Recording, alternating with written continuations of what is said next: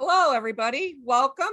Um, we're here today with 6 students from the 2021 Writing Academy. Would you guys please turn on your cameras and say hi to everybody? This is From Novice to Novel.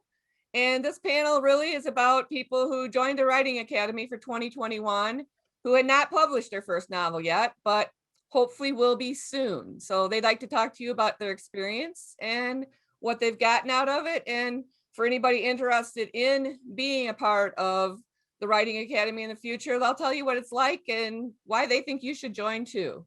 I'll start by introducing everybody and they'll tell you a little bit about their writing. Suzanne Lenore is a web developer in Cincinnati, Ohio. In a perfect world, not only would she accomplish her writing goals, but she would also be a professional student, learning everything from medieval celestial timekeeping to how to DJ. She lives with her wife and her blind, deaf, and toothless chihuahua, who mean the world to her, both of them. Suzanne. Thanks, Rita. And thank you to the GCLS for hosting us. I write, or I'm currently trying to write a medieval fantasy, heavy on the medieval, light on the fantasy, but definitely women loving women. So I hope to have that done by the end of the summer and start to submit that to publishers. That's my hope. Thank you. Thanks, Suzanne. Then we have Nan Campbell. Nan is a high school English teacher who is extremely happy to have reached the end of the school year. She lives in New York City with her wife, where she is an enthusiastic consumer of theater and art. Nan, what are you working on? I write contemporary romance, and I've finished a draft of my manuscript while in the Writing Academy, and now I'm working on my second. Great, thank you. And then we have Jay Torres. JT was born and raised in Puerto Rico. She now lives in Tampa, Florida with her life partner and 3 dogs, and a tailless alley cat who comes home only for food. When not begrudgingly working for the man, she tirelessly works on her work in progress or racks up brownie points by knocking down the honeydew list. JT. Hello, thank you to the GCLS and for having us here, and to Boldstruck Books for sponsoring this weekend. I'm currently working on a romance novel. I mainly write romance novels with other subplots and subgenres like sci-fi, fantasy, horror, thrillers, but mainly with a romance main plot. So as soon as I get to finish my first one, I will continue writing and you'll hear more from me in the future. Thank you. We definitely will. Thanks, JT. Then we have Cara Salento.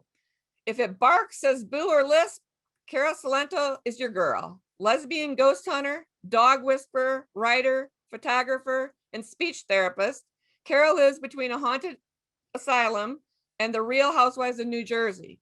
When she's not running tours for Sopranos fans, you can find her at home with her wife, 2 kids, and 5 dogs. Cara. Everybody, I'd like to thank GCLS for having this event and the work in progress that I completed during the time that I was in the GCLS Writing Academy is a suspense thriller with romance at its heart. Thanks, Cara. Then we have Charlotte Page. She's a librarian by day and an aspiring romance author by early evening. She lives in Alabama with her chow chow, Sammy. She enjoys reading in many forms, but her favorite is listening to audiobooks. Charlotte? Thank you, Rita. Thank you to GCLS. I'm so grateful to be here.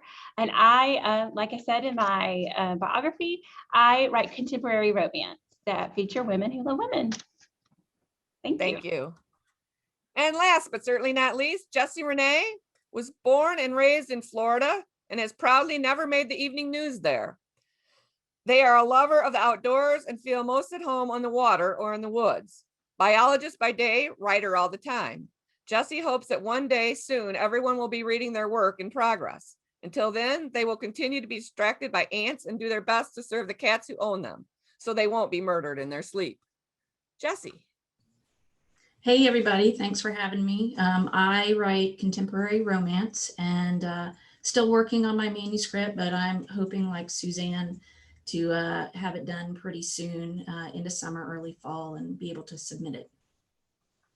Great, thank you. So this is these are your panelists, and they're going to be answering a bunch of questions that we put together. And like was said earlier, if you have any question for the panelists, please put it in the Q&A. So I will keep an eye on it. So if there's anything that I'm not asking them and you want to know, feel free to use that. Okay, I'm going to start with when you went to apply for the Writing Academy, one of the things that were required is you have to submit a writing sample. And when you put that writing sample in that box and you went to hit that button, what were you feeling? Charlotte. Okay, so I was feeling much like now, very nervous.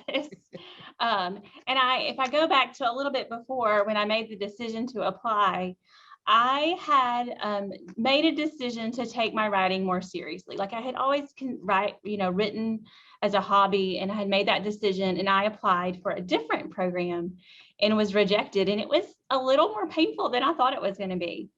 But I made the decision to find out what else was out there. And I posted on Twitter, what's the best thing you have ever done for your writing? And Finn responded to me. They said, the GCLS Writing Academy is the best thing. And so I immediately went to the website and looked at the application, and I didn't apply immediately, but I did start filling it out and thinking about my writing sample. And so like still thinking about that other rejection, I thought, well, if I don't do it, I know for sure I won't get in. But if I do submit it, then I have a chance to take my writing seriously and study. And I did it, and here I am, a graduate. So Great, thank you. What about you, JT? Sorry about that. I think I went through the same thing everyone went through, a debate in my head. Am I good enough? Am I not good enough? Which is a good thing, because if I'm not good enough, I'm expecting the Writing Academy to make me better. And if I am good, I'm expecting them to make me better. So it's a win-win, right? Either way, you're better. Either way, I will be better. That was my concern. I had attended other workshops, webinars online. I even went to Atlanta to the Dragon Con convention just to attend the writing workshop. I was there for a whole week or a whole weekend, and I learned a lot, but I never got to apply what I learned to my own writing. I didn't find the time to do that. And that's the difference with the Writing Academy. They make you apply what you're learning to your writing. And so it definitely made a difference. And not just me noticing it, but my wonderful mentor, EJ Noyes, noticed and was so kind to tell me that my second draft was improved over the first one I had sent over for her review. And so that meant just the world to me. Great, thank you, Janice. Next question. The Writing Academy, once there were 18 students, I believe, in the Writing Academy. I happened to be one of the students as well. And about half the students in the class were published authors, and you didn't really know that going in. And so what was your reaction? Everybody in this panel obviously had not published at that point in time. What was your reaction to that when you realized you were sitting in a room full or on a Zoom call full of people who were already published?